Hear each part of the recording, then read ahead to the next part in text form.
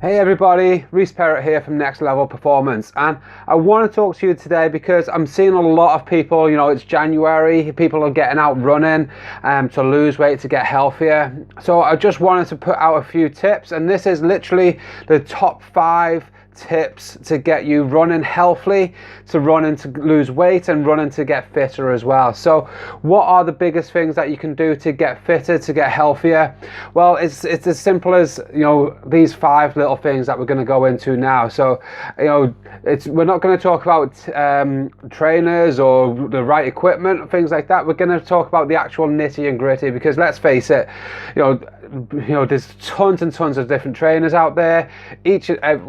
Everyone claims to be doing a different thing, but my research in uni was on running trainers, and the fact is that there's not much difference between one and another pair of trainers. So with that taken into consideration, we're going to look at more of a technique and more of a sort of a personal approach. So what you can do within your body to get you ready to run, to get you running efficiently, and to make sure you get the most from your workouts. Okay, so number 1 is making sure everything starts with a warm-up.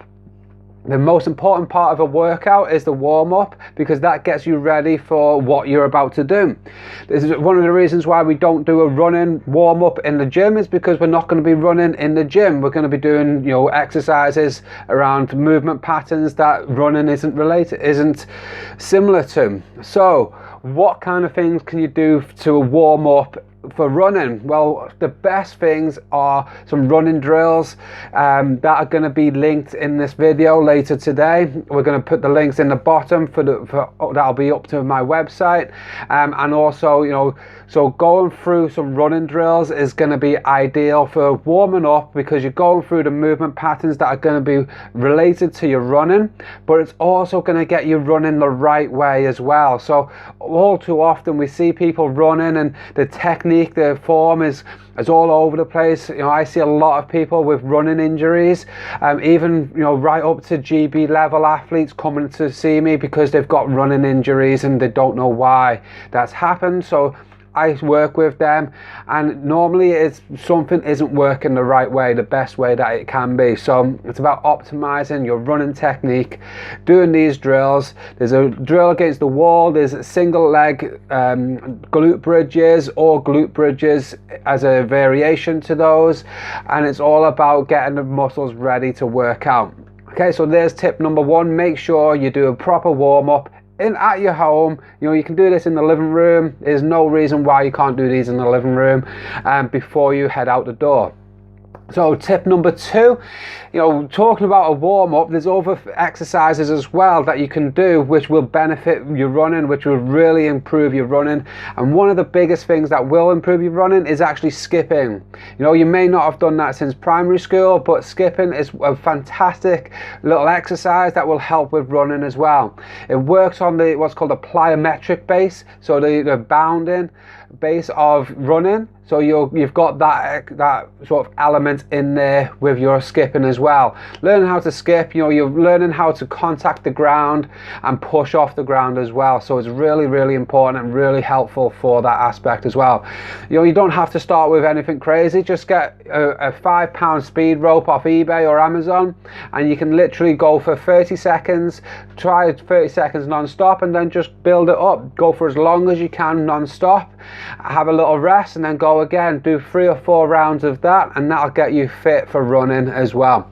So what's next? Well, we've spoken a little bit about running form and running technique.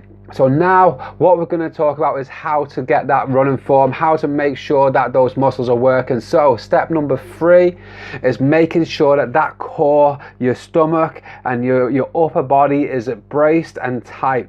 So think about, if you've got a little dog or a little child, think about when they're running and going to jump onto your stomach. Say you sat down on the couch or laying on the floor, and they're going to come and run over and jump onto you. You're going to brace yourself. You're going to brace for impact, so to speak. This is what we want on a sort of minimal scale. When you're running, you want to sort of just brace yourself maybe 10 to 20%. in your core, make sure everything's upright and everything's running still. We don't want to see people slouch down running, because that's going to cause injuries further down the line. You're going to have inefficient technique where forces are going to be lost around the knees, around the hips, that are going to be causing injuries, because there's a lot of force that's going through there.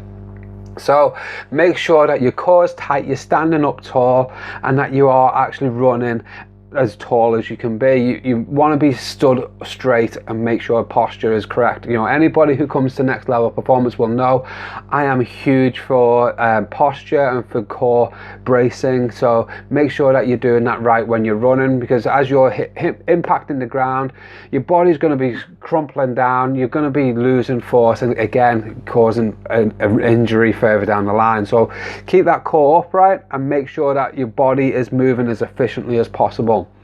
That takes me to step number 4, which is again on the same basis, but instead of your core, now we're going to look at your backside. So we want to get that backside working. Okay, we're off the couch and away from the, we're off our backside. So now we want to get that backside working. It's the biggest muscle in the body, is responsible for extending the hip and pushing forwards. So we want to use that muscle.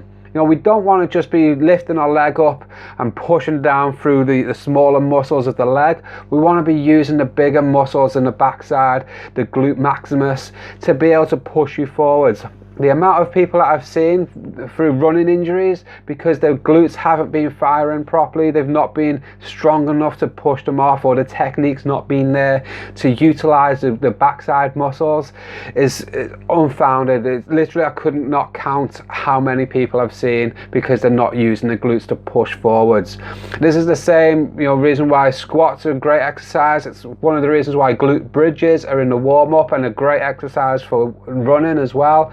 Getting those glutes active, making sure that they're running and using in the technique of running is going to be vital for you moving forwards and getting the best from your running. Okay, so getting the best from your running, this is now, we're going to go through tip number 5. Okay, so getting the best from your running. We're going to look at, a lot of times people think that going running, they need to push themselves and literally run themselves into the ground. But don't push yourself too hard, guys. It's meant to be a fun experience. You're meant to be able, if you don't make it fun, you're not going to stick at it. Okay, that's one of the fundamentals of Next Level Performance, is we want to make exercise fun and enjoyable. We have a great community, and we have a great sort of program that's making things fun for people, making sure that everyone's laughing at least once every session. We'll have somebody laughing and having a joke and some fun. So make sure that your running is fun, and don't push yourself too hard. Just push yourself to where you're sort of just getting to the end of your comfort zone, but make sure that it's enjoyable. Make sure if you're enjoying pushing that extra further, go that extra further, push a little bit longer. But if you don't want to do that and you're not enjoying it, then simply just go where you're enjoyable. Go where you're enjoying things. Make sure that you're doing it because you enjoy it. Otherwise, it's going to just stop, and you're going to just avoid doing the exercise, doing the running. Okay, as I say, that's one of the biggest things at Next Level Performance, to make sure that everyone enjoys their exercise. Okay, so the next video, what we're going to put up, it's going to be the best exercises for weight loss. Okay, so you may go into a gym and not know what you're going to do. So most people go on a treadmill.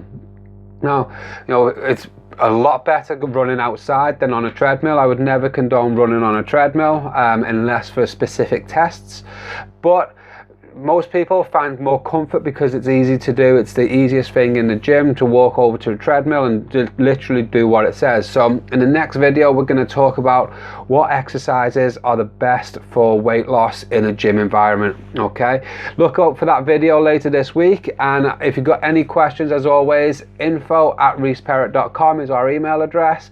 Comment on Twitter, on Facebook, on Instagram, and send us a message through the website www.reeceparrott.com. All right, look forward to speaking to you, and see you soon.